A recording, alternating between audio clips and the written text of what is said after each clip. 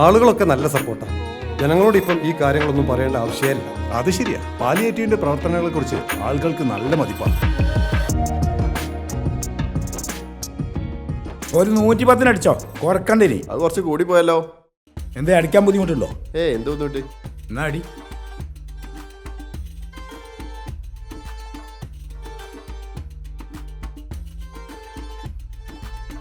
ഏട്ടാ, ചെറിയൊരു സംഭാവന. സംഭാവന? എന്ത് സംഭാവന? ആശ്വാസ് പാലിയേറ്റീവിന് വേണ്ടിയിട്ടാണ്. ആ. നേരം വെളുത്തില്ല, അന്ന് പോലത്തെ തുടങ്ങി ബക്കറ്റ് പിരിവ്. നിങ്ങൾക്കൊന്നും വേറെ പണിയൊന്നുമില്ലേ? ഏട്ടാ, ഇത് ഞങ്ങൾക്ക് പുട്ടടിക്കാനുള്ളതല്ല, കിടപ്പ് രോഗികളെ ശുശ്രൂഷിക്കാൻ വേണ്ടിയാ. ഒരു മിനിറ്റ്, ഞാൻ വണ്ടി ഒന്ന് സൈഡാക്കട്ടെ.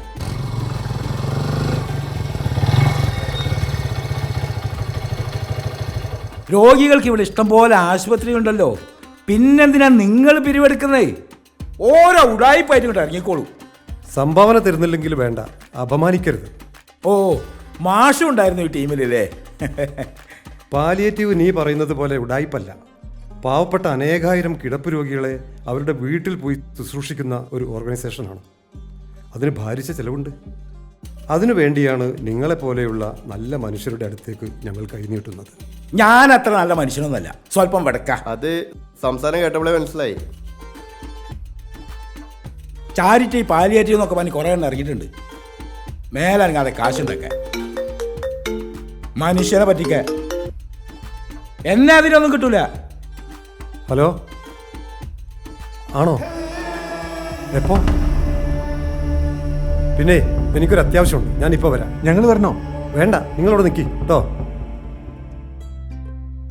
നാരായണൻകുട്ടി, കുറച്ച് ക്യാഷ് കയ്യിലുണ്ടെന്ന് വിചാരിച്ച് ഇത്രയും നെകളിക്കണ്ട. ഞാൻ അധ്വാനിച്ചുണ്ടാക്കിയ കാശാ, ആരും പറ്റിച്ചുണ്ടാക്കിയൊന്നല്ല. മനുഷ്യന്റെ കാര്യമാണ് സുഹൃത്തെ, ഒന്നും പറയാൻ പറ്റില്ല. എൻ്റെ പാപ്പ വർഷങ്ങളായി കിടപ്പ് രോഗിയാണ്. അദ്ദേഹത്തിന്റെ എല്ലാ കാര്യങ്ങളും നോക്കുന്നത് ഈ പാലിയേറ്റീവുകാരാണ്. ഓ, പിന്നെ എനിക്ക് അതിൻ്റെ ആവശ്യം വരില്ല. അഥവാ വന്നാലോ അത് ഞാൻ കൈകാര്യം ചെയ്തോളാം. എനിക്കാരുടെ അതൊന്നും ആവശ്യമില്ല.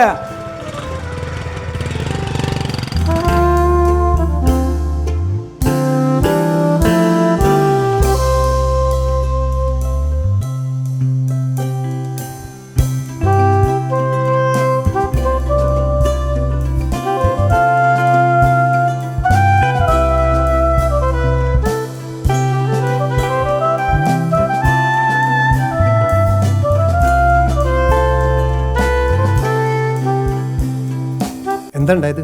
അതെ, പെട്ടെന്ന് കുഴഞ്ഞു വീണതാ. ഫസ്റ്റ് എയ്ഡ് കൊടുത്തിട്ടുണ്ട്, പിന്നെ കുഴപ്പങ്ങളൊന്നുമില്ല. ആവശ്യമുണ്ടെങ്കിൽ ഹോസ്പിറ്റലിൽ കൊണ്ടുപോയാൽ മതി. ഇവിടെ എങ്ങനെ എത്തി? ഹോം കെയറിൽ പോകുമ്പോഴാണ് ആലയം ക്ലബ്ബിലെ ആരോ വിളിച്ചു വരുന്നത്. ഞങ്ങൾ അടുത്ത് തന്നെ ഉണ്ടായിരുന്നുകൊണ്ട് പെട്ടെന്ന് അറ്റൻഡ് ചെയ്യാൻ സാധിച്ചു. നാരായണൻകുട്ടിയെ വിളിച്ച് കിട്ടുന്നില്ല, എന്താ ചെയ്യേണ്ടത്? അത് കുഴപ്പമില്ല. ശരി, ഓക്കെ.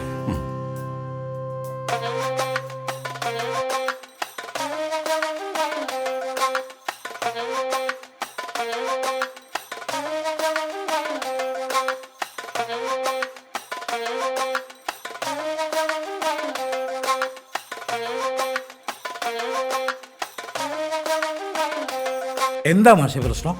ഒന്നുമില്ല. നിന്റെ അച്ഛനൊന്ന് കുഴഞ്ഞു വീണു.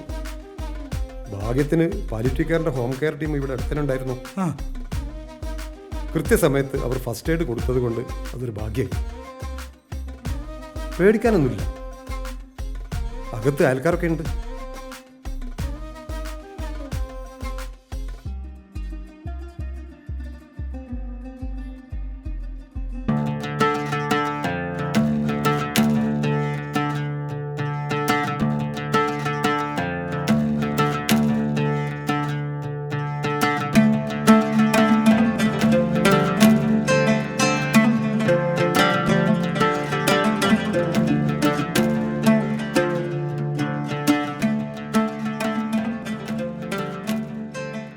അല്ല, അച്ഛനെ പരിചരിക്കാൻ ഇവിടെ ആരാളുള്ളത്?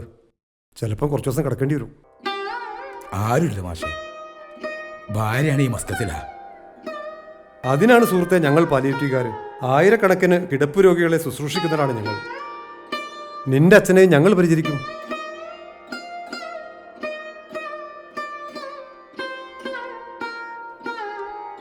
മാഷ് എന്നോട് ക്ഷമിക്കണം, ഞാൻ നിങ്ങളോട് വളരെ മോശമായി പെരുമാറി.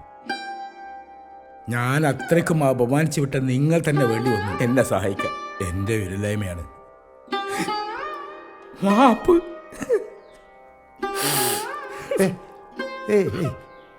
സാരല്ലടോ, നമ്മളൊക്കെ മനുഷ്യരല്ലേ, പരസ്പരം സഹായിക്കേണ്ടവരല്ലേ. നീ വിട്. മാഷേ, എനിക്ക് ബോധം വന്നു. സുഹൃത്തുക്കളെ, എനിക്കൊരപേക്ഷയുണ്ട്. നമ്മുടെ മുമ്പിൽ ബക്കറ്റുമായി വരുന്ന പാലിയേറ്റീവ് വളണ്ടിയർമാരെ നിരാശരാക്കി മടക്കി വിടരുത്. നമ്മുടെ കയ്യിലുള്ളതിൻ്റെ ചെറിയൊരു വിഹിതം ആ ബക്കറ്റിലിടുക. പുണ്യം കിട്ടും.